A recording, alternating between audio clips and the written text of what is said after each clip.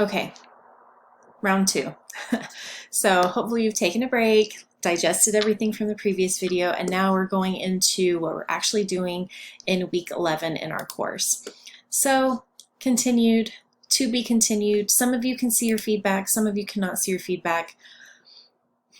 I'm hoping again to have, I've moved the writing reflection due date to this upcoming Sunday to allow for this. I can't apologize enough. I don't have words. So keep checking in to see if your feedback is available. One way to know that it is if you see your grade for the second written response. If you see a grade, the feedback should be visible as well. I know some of you were dealing with some error messages trying to see the feedback. My hope is just that Turnitin is continuously kind of working to make sure that some of these little errors that some of you are experiencing, not all, are going to be handled, but keep me posted, okay? All right, if we go to the content area, the first thing I actually want to do is show you that there's an MLA help module that I reference in many areas of feedback. And this just has all the things you might need. So there's the video, which you're going to watch this week. There is a citation for Choi, just saying. There is a link to the Purdue Online Writing Lab website's MLA section. And then there's a whole thing on examples using Choi's work. I can't stress this enough. Make sure you're properly quoting Choi's work. Look at the MLA video. I think it'll be helpful. All right, so if I go to the week 11 module, you do have a chapter from our course text this week. It's called Finding Sources Online at the Library in the Field. And what I actually want you to do is, you know, typically we're reading a chapter out of the text and then I give you a source to read, right? Well, this time you're finding the source. And so our whole reading this week and last is about, you know, evaluating sources, you know, making sure we're thinking critically about them. We're not just kind of yanking things off the internet that we see and using those as reliable sources in our academic writing. We're doing some of the legwork to make sure that those are reliable, accurate, not biased in particular ways. So what I want you to do is find your own source related to food. So it can be a food podcast. I always recommend the Sporkful. I'll put it, so it's, let me pause and get to, well, it's pulling up. And so it's just a podcast about food. And there are many podcasts about food. Or you can find an article related to food. You can watch a TED Talk about food.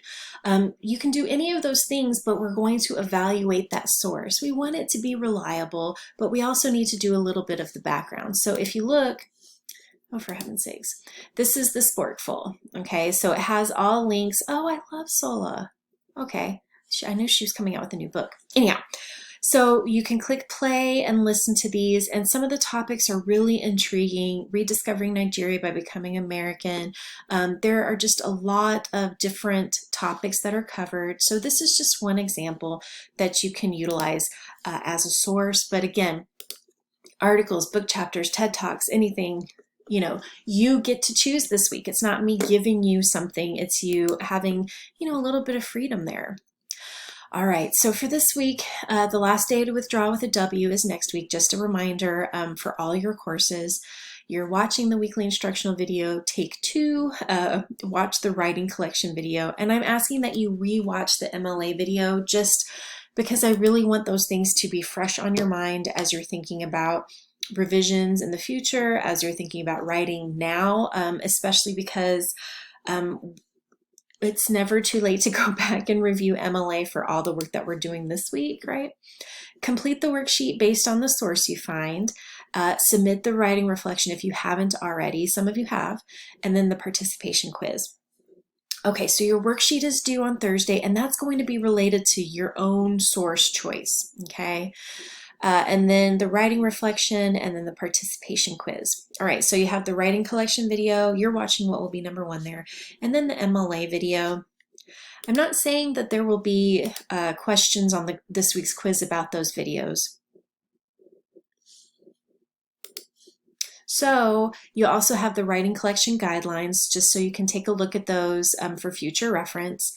And then you have the assignment to evaluate your own source, right? So it looks very similar to what we did last week. It's just a little bit more geared towards the source that you choose, right? So it should look familiar to you.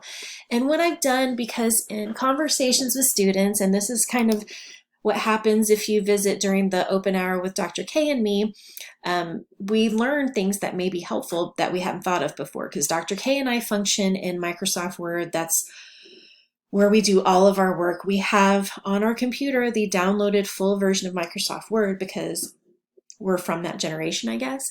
But thanks to Alethea, who shared that, a lot of students may be using things like Google Docs. So when I say use the template, sometimes that is complicated for y'all. So I have a Google Docs link to the template. So if you click on this, please let it work. And you have a Google account, what you want to do is make a copy. So this means that you're not going to be editing my version of it. I've created a template that you can then copy into your own Google Doc, save the file as some name that is meaningful in some way so you can upload it then. Okay, so let's see how that works. And then there's also, if you want to download the Word version, then you can do that right here. Okay, so you're just completing that assignment based on the source that you find. Okay, and if we go back to this week, you do have the quiz. Again, there's a lot of ground covered in the quiz, so just be prepared for that. Make sure the quiz is the last thing you do so that all of that information is on your mind and you've gone through it all.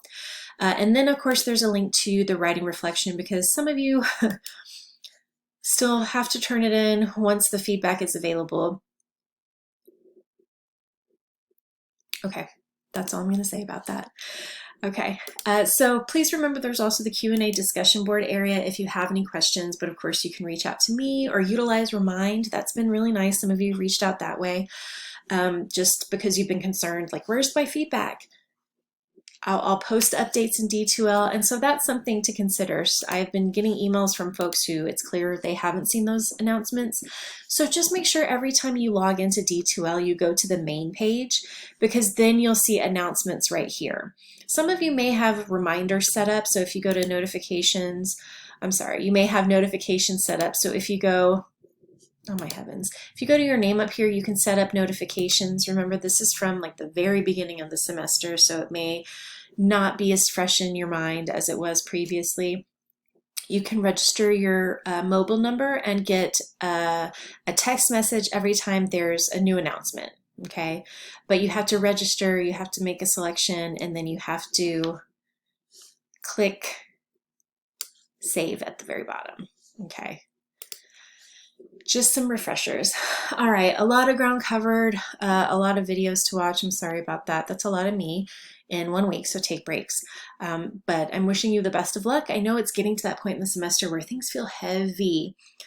Know that we're not too far away from our Thanksgiving break, so that's coming up. We got to just keep the energy up until then, and then hopefully we'll be able to coast just a little bit. Fingers crossed. All right, everybody, take care. Good luck. Let me know what you need from me.